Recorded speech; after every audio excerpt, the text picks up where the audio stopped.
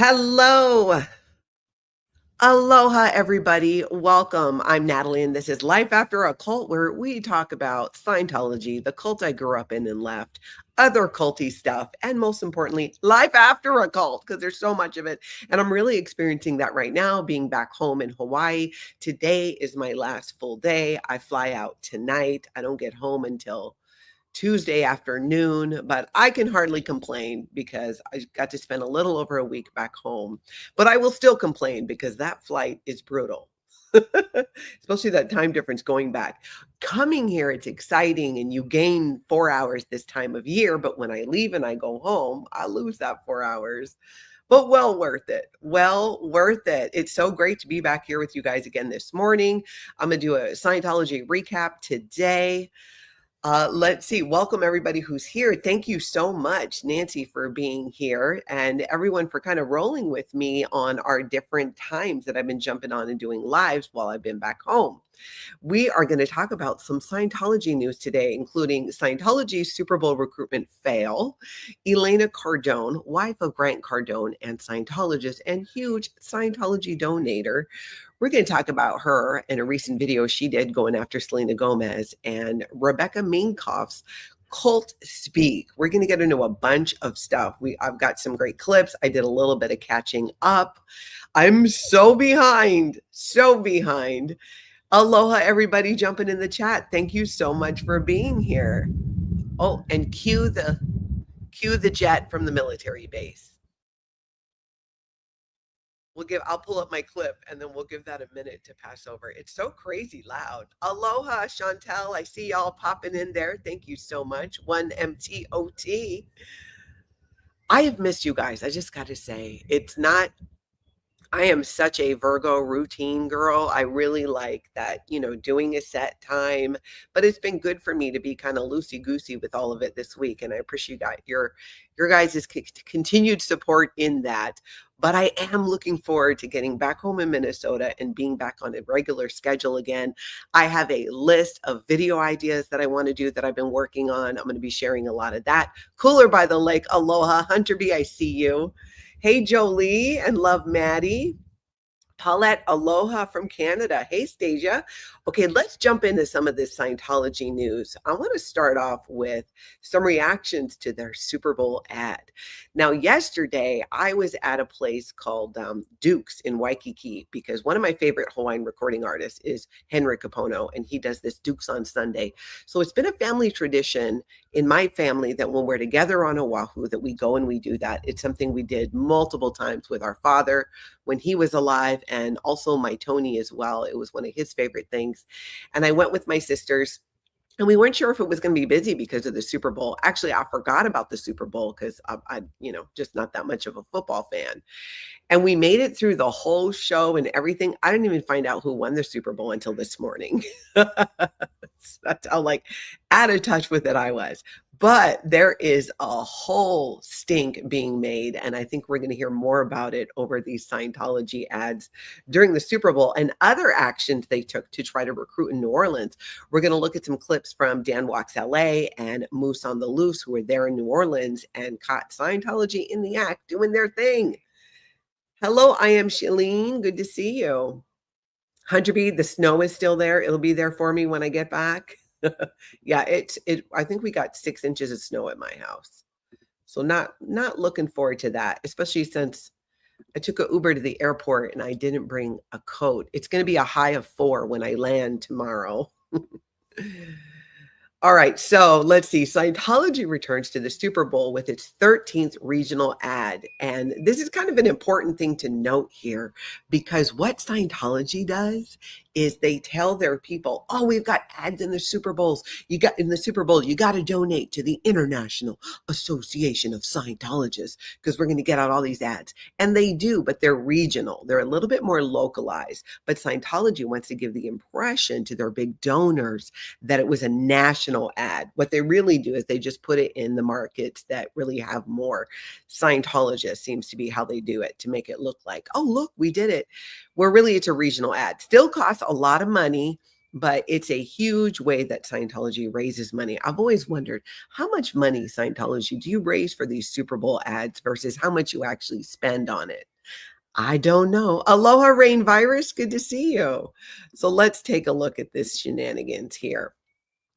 Oh, and famous practitioner Tom Cruise introduced the big game. Now, I didn't see the Super Bowl or a clip of that yet. Did you guys see Tom Cruise introduce the Super Bowl? I did read about it, and I saw some things on Twitter or X, excuse me, where people were just not down with that. So for the 13th year in a row, the cult of Scientology bought a regional Super Bowl ad with 2025's version of its message called The Question. The group also got exposure in a subtler way when one of its highest profile followers, Tom Cruise, appeared on the Fox broadcast in the introduction of the game. His latest trailer for Mission Impossible, The Final Reckoning, also aired during the big game. The cult's commercial, now I'm already replacing cult with church because I just ain't about it today. The cult's commercial, which comes from the in-house Scientology Media Productions, explores humanity's timeless search for answers to life's biggest questions, per the group's statement, noting that the answers can be found within each individual waiting to be unlocked. A 30-second version of the time-traveling cinematic video aired in select markets though the cult released an extended cut, a 90-second version on YouTube and other social platforms. So you can search it up and check it out if you want to see like the 90-second version there. The group is taking a page from the playbook it established in 2013. And there's some hilarious reactions. This one, hey, Leah Remini, the cult of Scientology did a commercial pre-Super Bowl. The e-meter was shown. I laughed. And it just goes on. And in a repeat from previous years, social media erupted once again with commentary about the ad. Here's one of those comments. I'm glad Scientology still has the cash to buy a Super Bowl ad, said one post on X. While another said, the Super Bowl needs to start denying those goddamn Scientology ads. You know, I guess their check's clear, right? So I just can't imagine. Sometimes I want to be a fly on the wall in those meetings of the media companies who are like, yeah, we just sold some ads to Scientology. That's going to go over great.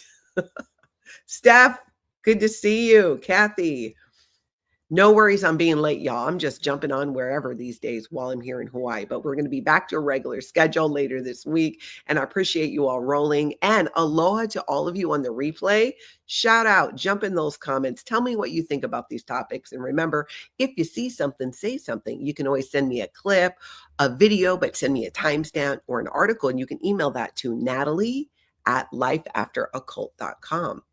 All right, now let's take a look at a little tidbit that Liz Gale did about Rebecca Minkoff. You guys know we talked about this last week. Rebecca Minkoff was on the Real Housewives of New York, and there was this whole stink on the reunion show where she just kind of flipped out, feeling that, she was disrespected, and she was not going to talk about Scientology because people couldn't respectfully ask questions, even though one of her good friends on the show gave a question where that wording was approved by Rebecca herself, but Rebecca didn't like her tone. Anyways, Liz Gale did a great job. We're going to take a look. I think I've got 2 clips maybe from her. Check it out. I'm going to link it down below. Watch the whole video if you're interested in this Minkoff saga, because she really did a great job calling it out. Rebecca Minkoff couldn't take the heat over having Scientology called a cult. She is stepping down from the Real Housewives of New York. She's specifically upset about the use of the word cult. That's a bigoted term, she says. It's hate speech to keep calling a religion a cult. I'm tired of the attacks. Now, that part right there, they do not like Scientology being called a cult. And of course, I guess if you consider it to be a religion and you were in it, you'd be like, what? I know I did when I was in Scientology for 35 years. For most of those years, sometimes I would hear that word thrown around. And at one point, I remember this. I wish I could remember when it was. I don't recall if it was the 90s or when it was, but I remember being told within Scientology that cult is not actually a bad or a negative word. Scientology defined it in a different way that that you hear about cults when you think about cults. And I remember thinking, like, I don't know that that is the way to go here. But they absolutely do not like it being called a cult, because it is. So I have this theory that on some level, I think that it really hits hard when on some level, as a Scientologist, that Scientology behaves in ways that are culty. And I think this triggered that within Rebecca Minkoff. She was also accused of being standoffish about her religion, which made everything awkward and weird. But she said, "I'm not standoffish if it's genuine interest." She just thought that people were asking her to stir the pot. And for me, there's one takeaway that I want to spread with the world about this. Hi, I'm Liz Gale, your friendly and messy third generation ex-Scientologist, and maybe this is a teachable moment. She did such a great job. We're going to look at one more clip, but don't you think it's interesting? Like, that is the word, right, Bob? Cult, cult. They're just like, they do not like it. And though I can see why, it just really does fit. And I thought that, if Scientology would just embrace its business model, which is basically what it is, and stop trying to control people. Sell your courses for profit, like, fly your freak flag. Stop with the harmful practices. It's impossible. It's impossible for them to do that. And I've never believed that more than I do today, especially after my recent interviews with John Atack, who wrote the book, Let's Sell Them, a Piece of Blue Sky. I've got those 2 interviews on my channel. You can check them out. Real eye-opener about the truth about L. Ron Hubbard and the early days. And this is Scientology's attempt, moving away, trying to show these days with Scientology media productions, look at our flashy graphics. Because if we have flashy graphics and we say numbers and word salad really fast, we're not a cult. It's not working. It's not working. Do you guys think it's working? I don't think it's working, but it's not going to stop them. And now here, Liz is going to share, Liz Gale, in this video, what happened with Rebecca Minkoff's friend, now former friend, and how Rebecca Minkoff basically got really butthurt about this. Aaron asked her, wondering in a confessional. Okay, so she had asked her about being a Jewish person and a Scientologist, having both those faiths combined. And then she wondered about how does that work later, which is a valid question, to be honest. And we can get into that another time. Rebecca called Aaron and to complain about how she brought it up. And Aaron goes, it was approved language actually from you. But she didn't like the tone in which she had said it. I mean, good Lord, control my... Exactly. Liz says control much.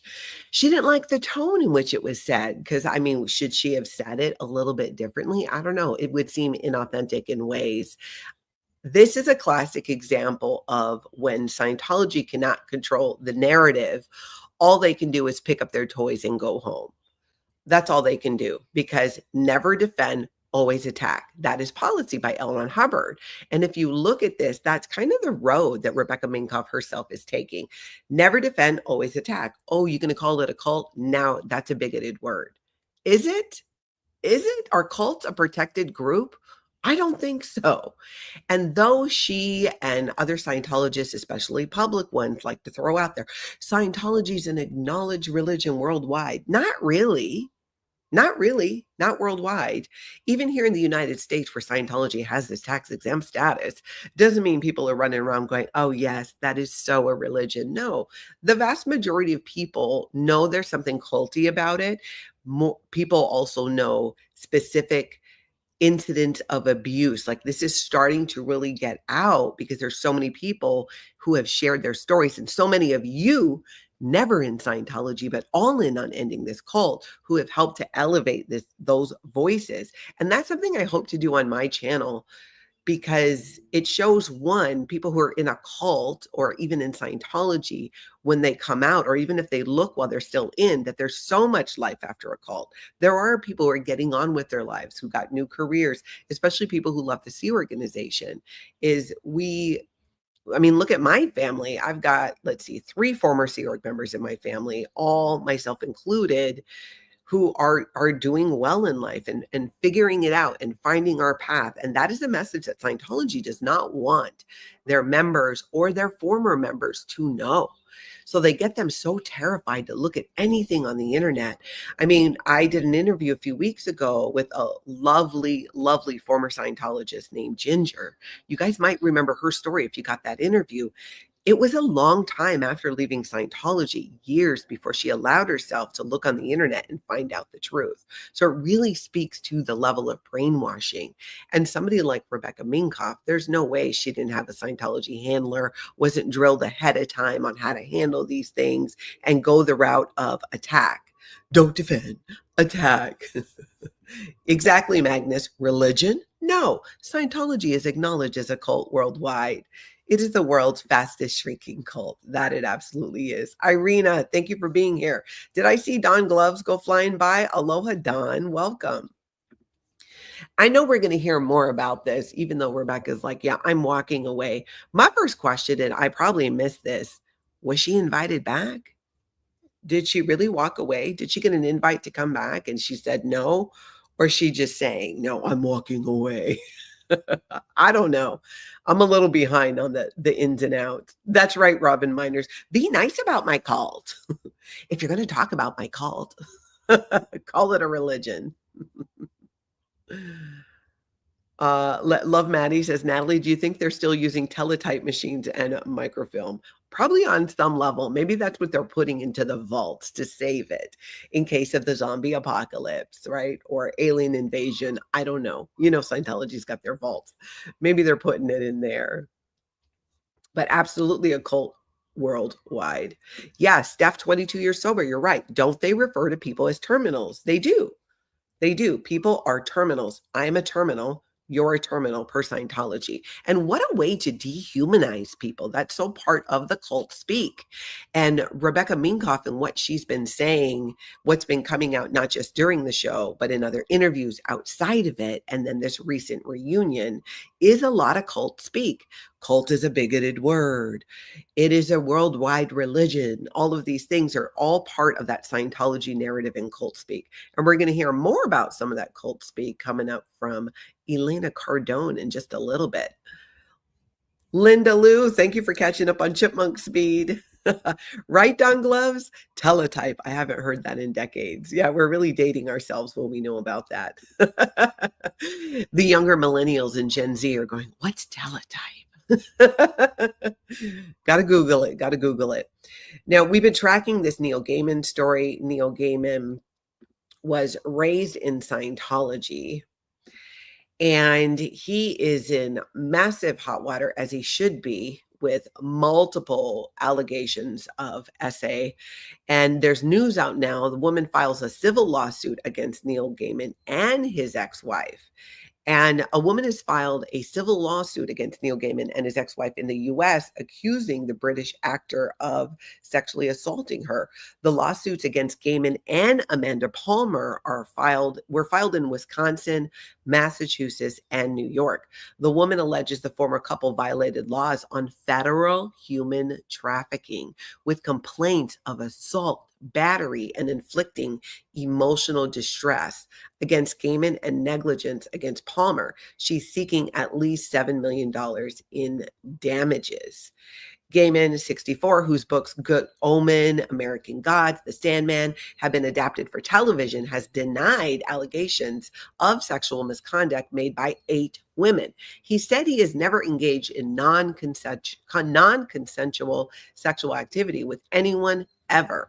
The lawsuits claim the woman was befriended by Palmer when she was 22 and homeless in New Zealand and began working for the couple, which is when the assault began. According to the lawsuits, Palmer told the woman there had been previous complaints from more than a dozen different women. I wonder at what point did she tell this young woman that, hey, by the way, my soon-to-be or former husband is a predator? I mean, what point? But then come into the house, and it opens up a lot of questions. And this is probably why this lawsuit is being directed at her, as well as Neil Gaiman himself. It's just, this is going to go on for a long time. And one of the things I appreciate about this is at least there's almost, you can't have a Neil Gaiman story or article without mentioning the Scientology ties. There are a few that haven't been tying it in, but how do you not take that into account, especially when you learn about his upbringing and how he was held up at 7 years old as this shining example of what Scientology can do for children. He was doing major services in Scientology, a lot that, raises the question, does Scientology create that type of person, or does it nurture the behavior that's inherent in that type of person? I don't know. My leaning is more towards they nurture it. Like if it's not there to begin with, how could you create that, right? For any length of time. That's my thoughts. You guys tell me what you think. I actually would be interested in some feedback and your thoughts on that. If you're on the replay, jump in the comments. Tell me in the live chat. We put your comments, but we can make it simple too. Put a 1 in the chat if you think that Scientology nurtured his internal, let's just call them psychopathic tendencies for now. Not, that's probably not exactly it. Or put a 2 in the chat if you think Scientology created that. I would love to know what you think. 1, if it's like that was already in him, but Scientology did nurture that. Or did it create it afterwards? It's something I've been kicking around in my head for a while now. Life After Jehovah's Witnesses, thank you for becoming a member. I appreciate that. Shout out to you. Aloha. Hey, Irish Mart. Thank you so much. Magnus says it's both. Interesting. Scooter Mom 2. And Patty's saying 1. Amber thinks 1. Magnus 1 and 2. Seems to bring out the worst in people. I feel like it's, in a way, how it seems that like people who win the lottery or suddenly come into a bunch of money, they say it's kind of it will exacerbate any issues that you have. It's not so much that the money gives you problems. It's like if you had a tendency to behave in certain ways and now you have the money and the more power to do that, that would come out more. And if the opposite is true, you're not like that, but you have more tendencies to be helpful or help people, that you'll see that. And that's why a lot of people who win the lottery end up losing all of the money. Interesting. Okay, I'm fascinated by this. A lot of 1s, but a lot also think that it's both, which of course is an option. Yeah, keep telling me your thoughts on that. Rad says nurture versus nature seems like both to me. Love Maddie says, didn't he kind of imply he was essayed as a child in an interview and that was in the house at the end of the road? I didn't read the book and I don't recall that part of the interview, but could be because he did say that was his life. That book took a lot from his life as a child. So that would be interesting. Free Xenu Project, I see that point. It's probably both. Yeah. Interesting. Oh, did I miss Powerless to Paralyze flying by? Hey there, Powerless to Paralyze. Welcome. We're going to look at something from your page as well. I kind of wanted to touch on this other story real quick because I don't know why it tickles me so much. This Joy Villa woman who is a Scientologist, she keeps showing up at the Grammys. So I have questions because I don't know how the Grammys work. Obviously, you need to be invited if you go inside. But does she actually go inside and attend the Grammys? I would assume so, but we've only ever seen her photographed at it. Maybe she has been inside. But I had this thought. What if she doesn't go? What if she just shows up and does, the red carpet or takes photos out there and doesn't actually go just to, show what she's wearing? I don't know. It's something I was thinking about. You guys tell me what you think. Mary James, I hope you feel better. I hope you're feeling better. God, the flu just sucks. Okay, so let's take a look at this. Who is Joy Villa? The controversial, MAGA-loving Scientologist singer known for her pro-Trump Grammy gowns. And that is what she's most known for. She's not really known so much for her singing. She's got like a small following on Spotify. It says less than 3,000 Spotify followers. I mean, it's 3,000 more than I have on Spotify. I don't have I am not a singer, but point being, I really don't know how that relates to other ones, but it sounds like it's really small.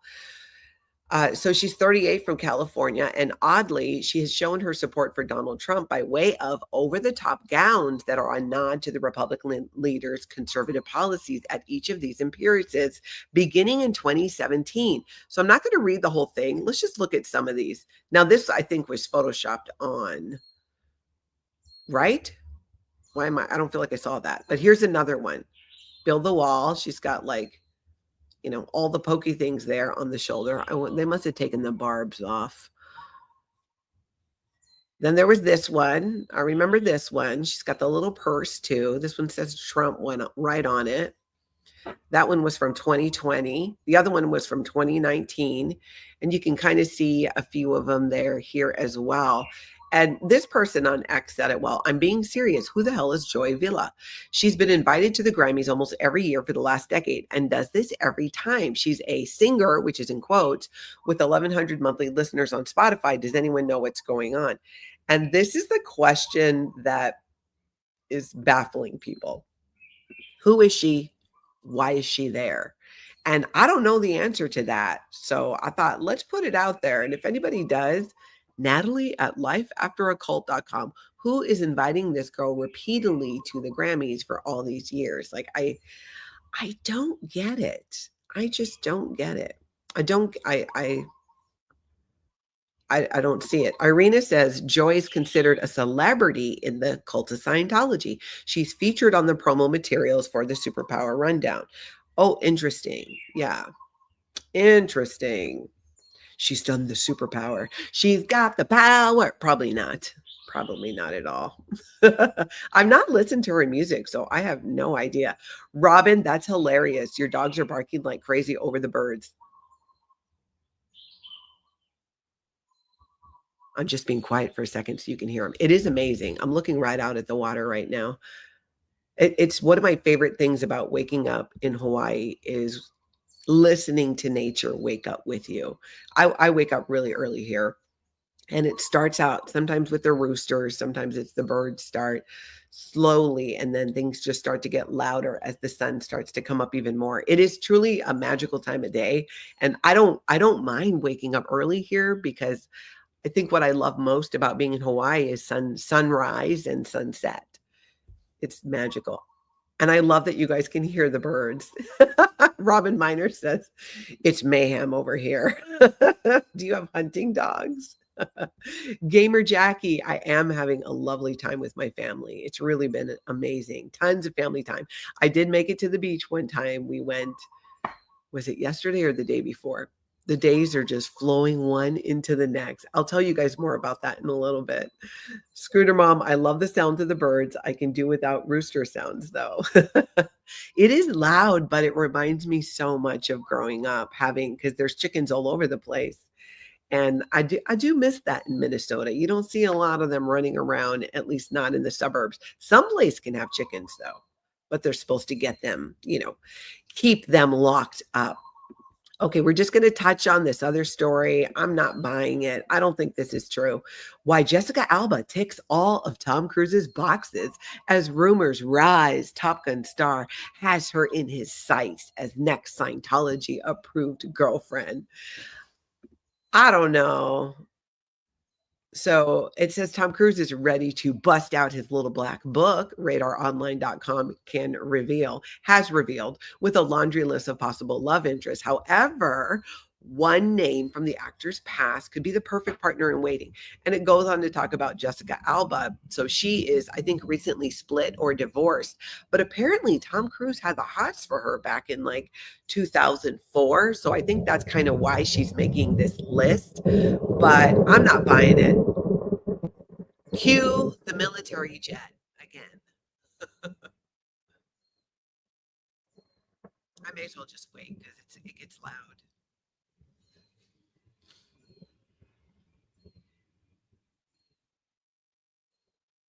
Exactly, Irina. Tom Cruise rumors sell magazines. And I mean, that's the thing at the end of the day, whether it's a magazine or on social media, right? I definitely would not be pro this relationship because I like Jessica Alba and I've liked her work over the years, and I don't want to see her life ruined by Tom Cruise or Scientology. But I just don't feel her falling for it. I mean, of course she checks the boxes. She's Jessica Alba, right? Oh, see, Power Lies says it here. If anybody was curious, Jessica Alba ticks all my boxes too. Get in line, Tom Cruise. Well, she's recently single, Paralyzed to Paralyzed, so you might want to get on that. Magnus, I agree. I think Jessica Alba is smart enough to stay away from Tom Cruise. You guys remember that show she did years, decades ago? Was it called Dark Angel or Dark Angels? I don't know if you guys saw that. My former friends who were in Scientology or the Sea Organization, did it not remind you of like coming out of the Sea Org, just the way that kids were programmed growing up in Scientology, but especially in the Sea Organization? It reminded me of those kids in a lot of ways. And then they left and worked together to fight against this evil, corrupt organization. Dark Angel. It was Dark Angel. Thank you. Thank you, Scooter Mom. That wasn't it great, Dawn? It was from like back in the day. Oh, Cassie watched it too. Oh, nice. You guys should keep an eye out for Cassie too over on Substack. She's done some great articles that we've covered here on the channel. Yeah, Dark Angel is amazing. Is it still being aired? They should show it again. You know what they should do? Maybe even, dare I say, a remake. I think it'd be great. I thought it was a great show. I think if they updated it and remade it, that they could totally, it could be a thing today. Use a whole new, obviously, cast. They'd have to, because all the young people that were in it before are now much older, and it wouldn't play the same. Oh, Freezino Project has it on Blu-ray. Oh, yeah, run, Jessica Alba, run. Do not look towards Tom Cruise. Do not make eye contact. Do not make eye contact. Okay, now let's look at this. Somebody else who people should not be making eye contact with is Elena Cardone. So Elena Cardone, I have to laugh because I know right now, Nancy, I can hear her thinking in her head, Natalie, where's your water? Where's your water? She forgot to ask me this morning, and now I have no water. I need nannies in charge of me. Because I get a tickle and no water to be seen anywhere. Okay, so let's talk about Elena Cardone and her cult speak. You guys might have heard, Growing Up in Scientology did a video highlighting a video that Elena Cardone did in relation to Selena Gomez. Selena Gomez, there was a video where she was crying and very distraught and upset over people being kicked out of the country. And I thought this was kind of a bizarre response from Elena Cardone. She's being sarcastic, but I don't know. Sometimes I'm like, okay, Natalie, is this rubbing you the wrong way because she's a Scientologist? Are you being biased? Or no, I just think it's kind of bitchy.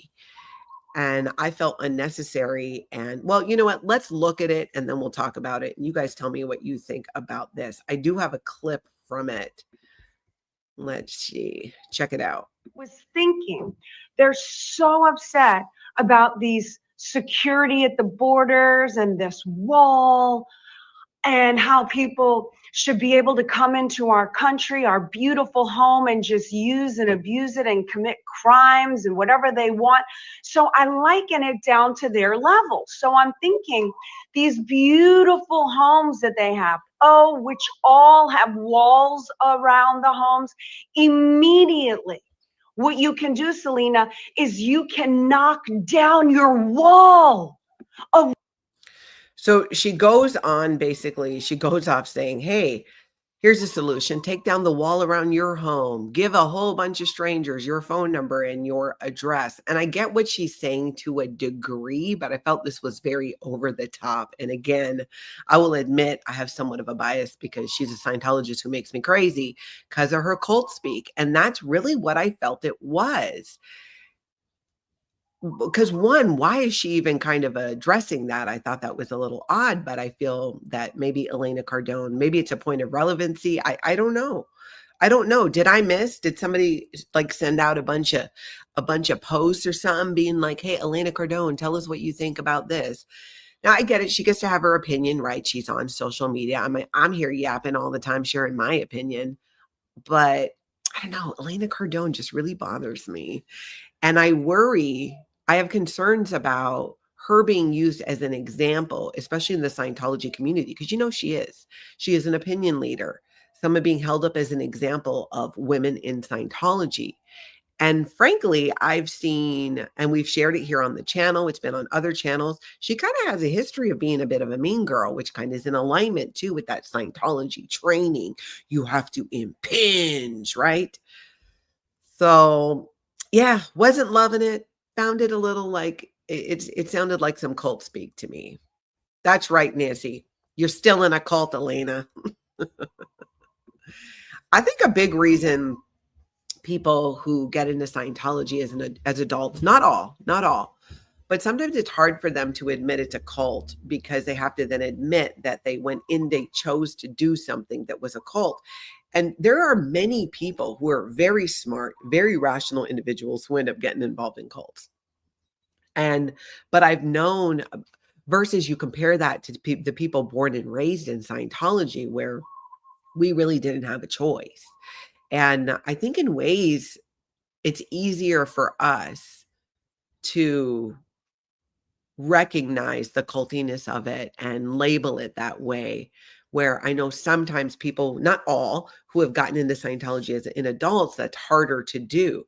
But the thing is, it's Scientology tactics in the beginning, the love bombing, the finding your ruin, what's messing up your life, and getting you convinced that Scientology is the only thing that can handle that.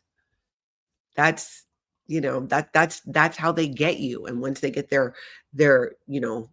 got a hold of you, then the real indoctrination starts to begin. Then your world becomes smaller in terms of any other connection or influence anyone around you. It has to be Scientology. The whole goal with this cult is to create an echo chamber and keep you in there. I mean, and let's be real, that's kind of the hallmark of any cult. It is a red flag. It should be a red flag if people are insisting you stay within an echo chamber of only hearing what we want to hear. It's you can't really understand anything fully. Now, I'm all for cutting out negativity if there's stuff that you don't want to expose yourself to. Like I do that. People have a right to say whatever they want. I have a right to not listen to it or read it if I don't want to. But it's an interesting point in coming out of Scientology is how that difference, you know what I'm saying, between people who grew up in it versus joined it. And I say this based off people I knew close in my life who got into Scientology as adults, voicing that was a struggle. And part of their healing was making that okay and recognizing that it didn't mean they were stupid. They were victims of a manipulative mind control cult. They're good at this. Scientology is still around and collects the money that they do because they're good at manipulation and mind control. That's how they do it. They're not successful by any other means. They're not growing and expanding. None of it. They're not. Let's see here. Did I miss Kelly Copter in the chat? Hey, Kelly. There you are. I'm sharing a clip of yours coming up in just a few. So hang out. Doesn't matter to you. Exactly. How about her church? How about the situation? Exactly. That's why I kind of feel like I'm surprised often when these celebrities who are Scientologists go, do stuff like that and talk about things like you're really opening the door here. Oh, you want to talk about human trafficking? Joy Villa, who says she is against human trafficking and raising awareness about it. You're in a human trafficking cult. It's just the disconnect. It blows my mind. But at the same time, I know that when you're in Scientology, especially you're a celebrity, you're treated differently. These things are hidden from you. So it's not like they have all the information that we do outside of Scientology and they're turning a blind eye. The vast majority don't know, or they grew up in Scientology and they don't see it as abuse or human trafficking. That was me. I knew what happened, but I didn't understand. I always thought human trafficking had to be only sexual, but no, labor, work, those things as well. And Scientology checks all of those boxes. Nisa says she did it out of pure hate and she was saying like she was being nice, where in reality she was being nasty. That shows you how hypocritical Scientology is. Yeah, in Scientology, that's called covert hostility. Elena Cardone was being called what Scientologists would call 1.1 on the tone scale, where you're acting all nice, but you got a knife behind your back. And it just didn't play. I mean, it's going to play to Scientologists and the people who are into her. But I was like, I don't know. I don't know. Exactly, Angela. Considering how many crimes Scientology commits, she should hush it. Exactly. You might want to just shh, like, yeah, just quit with that. But no, she keeps going. Cajun Mama, aloha. Reminder, y'all, could y'all hit that like button as well while we're here together? And if you're on the replay, if you could do so as well, if you're new to the channel, hit that subscribe or check your subscribe. I got an email. Somebody got unsubscribed yesterday. I don't know how it happened. So my response is always, I don't know how it happens. I get unsubscribed from channels that I'm following. And I got to go subscribe again. One of those great YouTube mysteries. Yeah, Gamer Jackie, she is a Scientologist, full-blown major Scientologist. Major. JB, exactly. It kills me that Marisol Nichols has a whole podcast discussing the abuses of human trafficking and child slavery. Exactly. Marisol Nichols, another one. Longtime Scientologist, celebrity, nonprofit. Oh, we are against human trafficking. We're exposing it. Yet over here in Scientology, that's exactly happening. Mahalo for that, JB. Good to see you. Yep, Angela, if someone takes your passport and it's not law enforcement, it's a sign of human trafficking. Exactly. And we didn't know that. Many people didn't know that. Patty, it's also called passive aggressive. Yes, that's right. Covert hostility. In the real world, it's called being passive aggressive. You know, that's an interesting thing in Scientology is it really was not okay to be that way. It was more, people were more leaned into aggression and being aggressive. Like, I'm not going to hide it from you. I'm going to tell you right to your face. Versus pretending to be one way, at least within the C organization, because there was no time for niceties and small talk and how's the weather. It was get your stats up. No time for that. Yeah, JB, that's what I'm talking about. You don't get notifications until 19 hours later. I know. I hear you. It's bizarre. Supposedly there's this other, well, I won't get into it because it was like, I was watching this video saying if people aren't getting notifications, in addition to setting the notification bell to all, there's another step within your settings, but it had more than 3 steps. So he lost me because that's kind of my thing. If there's more than 3 steps, yeah. I'm like that with recipes. Is there more than 3 steps? If there is, I'm not sure I can commit to this. But I did save it, so I should go back and watch it and figure out if there's an easier way to explain what he was talking about. All right, so that is the whole Elena Cardone cult speak thing. If you did not catch it, Apostate Alex did a great video showing some actual Scientology statistics and showing you like, here's the truth about Scientology and their claimed expansion. We'll watch a clip. I'm going to link it down below so you can see the whole thing. Which is equivalent to just 334 parishioners reaching OT5 in each org per year, which is less than 1 a day. So Scientology's own stats confirm here that the advanced orgs are making less than 1 OT a day. Now this is if you're a Scientologist to non-Scientologists or people never in Scientology, this is huge. This is like make 1 a day. That's operating Thetan levels. There are 1 through 8 that you're only having 1 a day, less than 1 a day is crazy.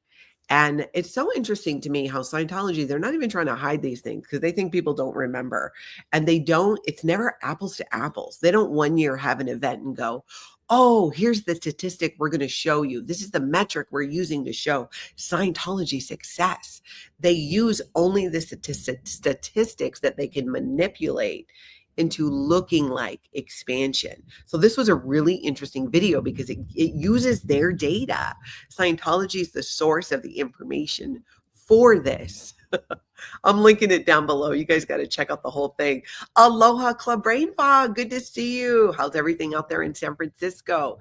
You guys can find her Club Brain Fog at outside the San Francisco Scientology building, where there's the occasional Aaron Cairo sighting and weird things that happen sometimes. They find staff members sleeping in cars. I mean, it's just some strange things. But she's there catching it, and I appreciate you being out there. So big aloha. Everybody give a big shout out to everybody who's jumping in the chat, whether you're out live streaming or protesting, or you're calling in to meetings to raise awareness about Scientology. Just all of you just being here, liking videos and subscribing and supporting my channel and other channels that are exposing Scientology. Mahalo to all of you. Thank you so much for continuing to do that. Now let's talk about Kelly Copter, because Kelly Copter did a video that was fantastic. She did an interview with a former Office of Special Affairs member, but who is still a Scientology believer, who practices Scientology outside of the cult of Scientology. Some call them independent Scientologists, free zone Scientologists. And I thought it was very interesting. And well, you know what? Let's look at a clip. Let's look at a clip, and we'll use that as a jumping point. Check this out. Like the head teacher, the bosses, did they say anything about this? Like, what happened? I had to tell the lesser tale, or what we call the acceptable truth. You know, I didn't tell the whole story that I was kidnapped on a ship in a cult. I told them, hey, the sailing, which was true, the sailing plan has changed. I can't get to my original plane. So it's going to be a couple days before I can find a plane to get back home. And this is down in the Caribbean with the Freewind ship. Are you being... So he was held on the ship, like they weren't letting him go. And he could not, I'm just closing that so we can wait till that truck goes by.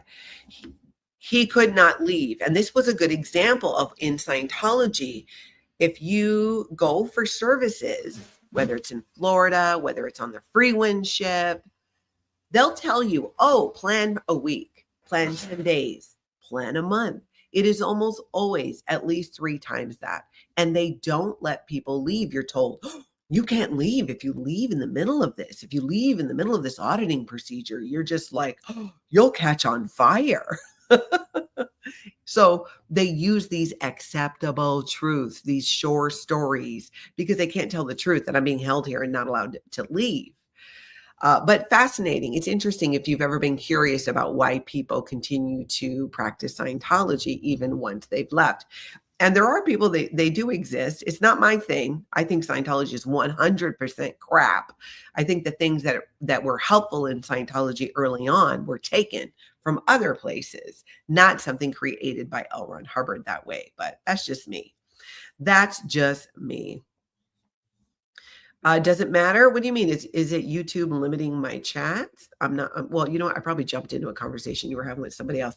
Jess, aloha to you. Oh, thank you. Thank you. Okay, now let's go to New Orleans and talk about worlds colliding. Dan Walks LA was there with Moose on the Loose, and they saw things.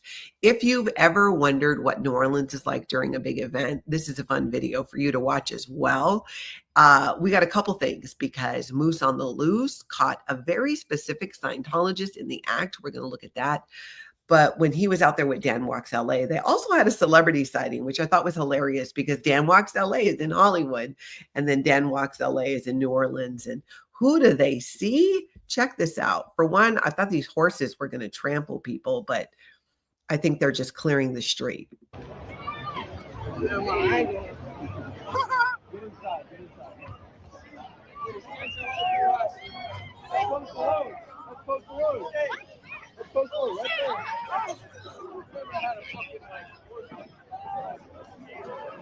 Damn, that was cool. Bye, Post Malone. Shit, that was crazy. A Post Malone sighting. There were probably all kinds of celebrities running around that town.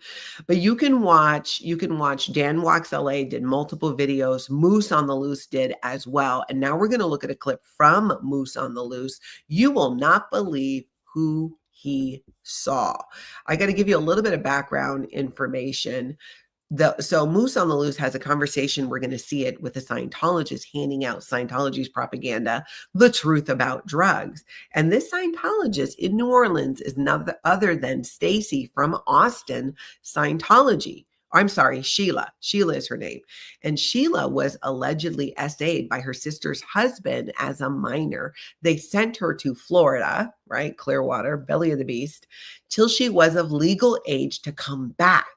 Then she married her alleged abuser and had children with them because, you know, that's how Scientology rolls. We have heard this story, this happening multiple times. It is one of the more disturbing things about Scientology. Yeah, Buttercup, Moose, and Dan were hilarious. I so agree. Dusty, good to see you. Feral Cheryl, hello and aloha. So let's look at this clip. This is from Moose on the Loose. And this is Sheila. What are y'all doing here? What's up? Because, you know, Scientology brings in Scientologists from all over to work these big events to try to recruit. We're with Sexy World. It's upside down on camera. There we go. We're educating people about the taste drugs. Okay, and what's your name, my baby? What's your name? I'm just helping out with the nonprofit. I know you don't even know. You're in a cult. Your doubts are real. This is a cult. Yeah, he calls her out on it and she just ignores him. So they're out there in New Orleans handing out the truth about drug booklets. They probably have multiple teams somewhere. I'm sure they have their volunteer ministers. But interesting backstory for her. And there she is, still promoting Scientology, still trying to recruit for Scientology. Just creepy. Creepy indeed. Feral Cheryl says, Moose is such a love. He's funny, is better looking than Tom Cruise, and is proper lovely. I love that, Feral Cheryl. Yes, he does seem like just a sweetheart. And we get to see him all over the place. JB808 says, Moose on the Loose resembles Tom Cruise more than Tom Cruise does at this point. I thought that too, especially in watching Dan's video too, because they put their cameras on each other. And if you've never seen Moose on the Loose, you'll be able to see him real clearly. And he does. He looks like a younger, more handsome Tom Cruise. Plus his vibe and his energy is so much better than Tom Cruise. So right though. So right. Anna, that young man is going to have lots of questions. Do you mean her child who was there? If that's who you're talking about, I don't doubt that at all. Why are these people saying this? I mean, you start, you know, when I was growing up in Scientology, especially in Hawaii, there weren't, that I was aware of, protests going on or a lot of pushback on Scientology. And I was a kid. I wasn't watching the news. There was no internet back then. This is a very different time to be growing up as a child in Scientology, especially one who has access to the internet. Because how do they not know? You know, they might come across things, and kids are naturally curious. Maybe they are going to look and read. I hope so, and get the information. And then when they have the ability to get themselves away from that they do. Jess LaBarber, gentlemen, this is a tip for you. Don't underestimate the power of vibe when you approach the ladies. So true. Stasia, yep, I'm a joker and degrader. They couldn't take my sass and sarcasm. Exactly. I guess Scientology only likes sass and sarcasm if it's coming from Elena Cardone. That's about the only time they're down with that. Northern Girl says, speaking of Tom Cruise, I watched a plastic surgeon on YouTube talking about the possible procedures TC has done through the years. It was pretty funny. No doubt. And I wouldn't even knock him for that. It's, big in Hollywood. But yeah, some people, I don't know. Some people age, like you look at like Sean Connery, right? And I swear there was no time in that man's life where he just wasn't sexy. And Tom Cruise, it's just that Scientology stink is just all over him, I don't know if it's the body thetans or what it is, but it's a lot. It's a lot. Now, we need to look at something here from Power Lies to Paralyzed that I wanted to share with you because Let's see. Calling all e-meters. Dear fellow researchers, if you own an e-meter, and this is Scientology's e-meter, where you hold on to the cans. If you own an e-meter and have an interest in exploring the physiological and neurological effects of its electrical output, I invite you to participate in an independent research initiative aimed at gathering data on 2 key hypotheses. 1, induced glycolysis.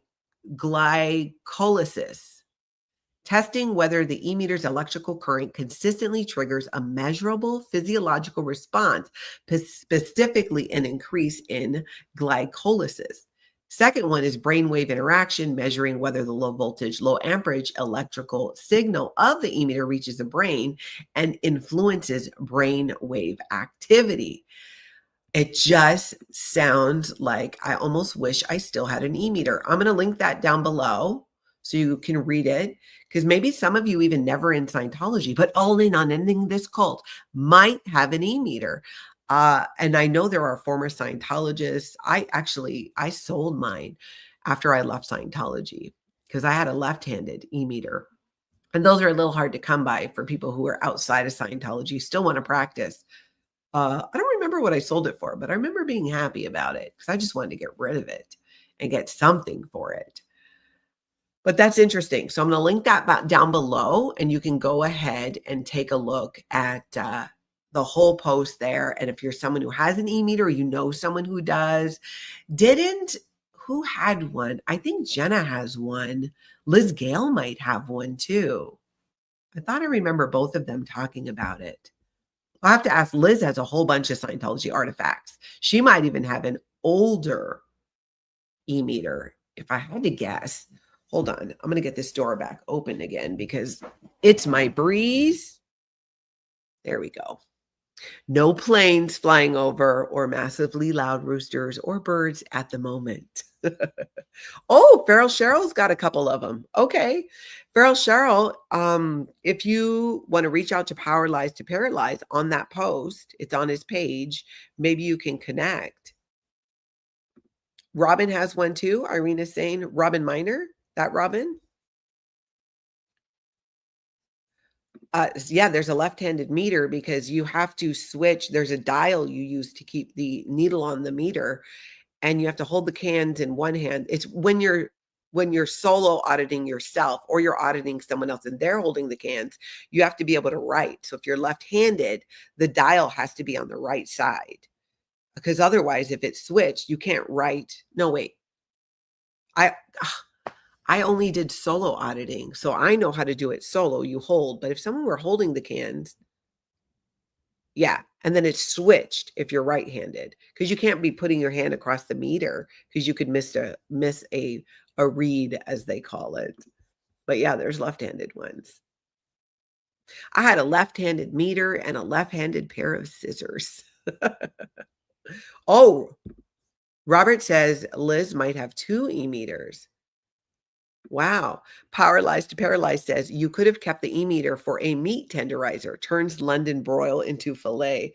That is scary. I cannot wait to see. I hope people jump in and do this with you, and I cannot wait to hear about it. Aloha, no one. Good to see you. Power Lies to Paralyze says, I have a lefty meter. They tend to be cheaper. I would think they'd be more expensive because they're harder to come by. Oh, Bob, that's right. There was a remote dial that you could plug into the back, right? Oh, I forgot about that. I don't remember that being, did they continue with the remote dials? I'm not sure. But that is interesting. But I think that's such a great idea. So check that out. Power Lies to Paralyze. I'm going to link everything we talked about below as soon as I'm done with this video. I'm also going to include a link to an article. It was actually a column that I wrote in 2017 that is being republished in a different newspaper. And somebody sent it to me. I didn't even know, for many years, almost a decade, I think, I wrote a little column for a local publication called Outside the Box, where I would do things outside my comfort zone and then write about it. It could be things locally, but in that column, it was right about the time when I was leaving and left Scientology. So I did talk about it some, and I'm going to link this article or column. It's a column that I wrote because it's the one where I share about my essay and is an eye for an eye the right thing. I don't want to read the whole thing. I'll be honest. It's just because it's, it's ick. I talk about my essay, but you might find it interesting because I was very surprised by my reaction to the death of the man who assaulted me. But I will link it down below. I'm not going to read the whole thing right now. And then I'm keeping an eye out because, again, I wrote like 10 years of columns, and it's interesting to see them pop up now in a different publication. So we shall see if they turn up. That's right, James. Natalie is a published ex-Scientologist too. I probably wrote for 2 years before I officially left Scientology.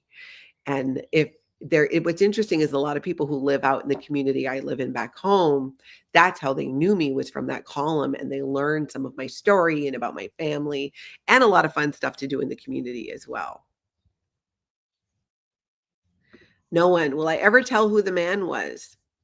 Probably not. He's dead. And the biggest reason why is I don't think it matters. And he has children who I don't even think they're grown yet. I think by now, maybe, but still, it's just nothing can be done. And the idea of his children knowing, I don't know, that just didn't sit well with me. It's like he died relatively young. And I don't know. I have a hard time with that. And I don't know. Maybe I'm wrong about that. Again, he's dead. So what does it change? And kind of the gist, I'll give you the spoiler alert of my column. It didn't bring me any peace. It didn't make me feel better. I didn't feel any relief at all. My healing didn't come from him being hurt or him even dying. My healing came from taking my hand off the man's throat. Anyways, you can read it if you want. Now I'm all thinking about it, but I will link that down below. So here's what's happening today. It is about 9:35 in the morning or so here in Hawaii. I am flying out tonight really late. I don't know how I'm going to stay up that late for my flight because I've just not been staying up that late. And then by the time I get home, it's going to be Tuesday afternoon. So I will likely not be probably won't be doing a recap on Tuesday because I'm going to be a wreck by the time I get home. But maybe I'll jump on live. We'll see, because I need to try to force myself to stay up so I can get back on to Minnesota time as fast as possible, because I really want to hit the ground running. I have a lineup of what I think are some really good videos coming up that I want to do, topics that I want to tackle, things that I want to share with you in addition to my recap live stream. Some of them are going to be pre-recorded, and I'm going to start releasing those, and I'm really excited about it. So I hope you all keep an eye out for that. It has been an absolutely amazing trip and was so needed. Just having a break from, let's be honest, right? No matter what's going on in your life, you come to Hawaii, it's like magic. There's just an immediate chill vibe when you embrace it. And being with my family, like we haven't even gone out. I went to the beach one time since I've been here. And another time we were at a pool when we did a little spa day with my sisters. And I feel like I've just soaked in all of the sunshine and all of the magic in Hawaii and just all of the love for my family, where I'm like, okay, I can go back and, continue on with what I'm doing and going through my grief process. But it really has been beautiful to even have what felt like a break from that and being able to connect. Like I feel Tony here all the time. Ooh. Side story, I'll tell you guys this real quick. Yesterday, we went and saw Henry Capono, who's a Hawaiian recording artist who does this Dukes on Sunday thing. And it's been a family tradition that we've done for years. We used to always go with my dad, and then Tony would join us when he would come with me to Hawaii. It's something we always did. And Henry Capono would sing this song. It's called Sailing. And it's been like our family song. We always sang it together. We always looked forward to it. And we went And it was my sisters and I, and their husbands were there too. But it was bittersweet being there and hearing the song, because we always request it. It was this beautiful moment, but at the same time, you know, you think about the people that you lost, like my dad, and being back home. I think this trip, especially because I'm on Oahu, which is where I'm from, and spending this time with my sisters, we've not been able to mourn the loss of our dad together. He died. I flew back home last year. Tony was literally dying. I didn't want to go. And I'm glad I did, though. And we spent time honoring our father and having the different services. But not really. I think I was so not present in a lot of ways because all I could think about was Tony back home. And from the time I went to Hawaii and I came back, Tony died 4 weeks later. And he was the biggest one pushing, you need to go, you need to go. And so when this opportunity popped up on a Friday, and my brother-in-law called and was like, hey, I'll get you a ticket if you can get on a plane tomorrow and come be with your sisters. I jumped at it. And though I'm crazy, ridiculously behind, and I've not been doing nearly the amount of videos and all those things, and, I'm going to get caught up when I get home, I'm so glad that I did it. And there was a time where I would have been like, maybe, I don't know, because work and this, and I didn't hesitate. I could hear, it's like Tony was right behind me going, yes, do it, do it, do it. You better do it. And I didn't hesitate. And I said, yes. And I got on a plane and here I am. And now I'm going back. And it's just been amazing to be with my sisters right now and my family. And I'm going to miss them. I mean, Lana's going back to Minnesota in a couple of weeks, though. So she'll be back there. But I'm also looking forward to coming back. I've been planning a trip for over Tony's birthday in the spring to go to the Big Island. So it's just extra magical because I got to be here on Oahu where I grew up. And then I'm going to spend time on the Big Island. I'll see family that are there. Again, my sisters will be there, my youngest sister for just a little bit. It's just been super, super healing. And I just want to thank all of you for rolling with me and catching my videos on the replay and continuing to support my channel, especially when I do things like this where I'm kind of taking some time off. I really appreciate it. And yeah, big shout out to my brother-in-law and my sister. They are just amazing humans. And Farrell Cheryl, yeah, you've met them. You've got sisters now and a nephew. That's right. And a niece. Don't forget. Kelsey calls you my British auntie. My glasses are fogging.